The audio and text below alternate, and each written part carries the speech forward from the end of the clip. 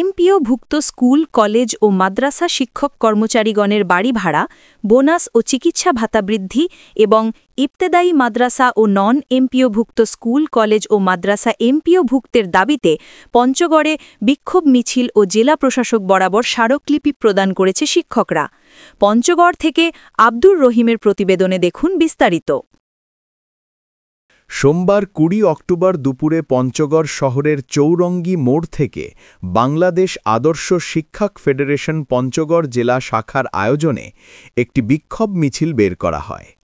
মিছিলটি শহরের বিভিন্ন সড়ক প্রদক্ষিণ করে জেলা প্রশাসকের চত্বরে গিয়ে শেষ হয়। এতে বিভিন্ন শিক্ষা প্রতিষ্ঠানের শিক্ষকরা অংশ নেন। পরে জেলা প্রশাসকের মাধ্যমে শিক্ষা উপদেষ্টা বরাবরে স্মারকলিপি প্রদান করা হয়। এ সময় স্মারকলিপিটি গ্রহণ করেন পঞ্চগড় জেলা প্রশাসক মোহাম্মদ সাবেত আলী। স্মারকলিপি প্রদান শেষে সংক্ষিপ্ত সমাবেশে বক্তব্য রাখেন বাংলাদেশ আদর্শ শিক্ষক ফেডারেশন পঞ্চগড় জেলা শাখার সভাপতি ও পঞ্চগড় জেলা জামায়াতের নায়েবে আমির মৌলানা মোহাম্মদ মফিজ উদ্দিন, সেক্রেটারি মৌলানা মোহাম্মদ অলিউল্লাহ, শিক্ষক মাসুদ, সোহরাব আলী, মোহাম্মদ জয়নাল আবেদিন সহ প্রমুখ।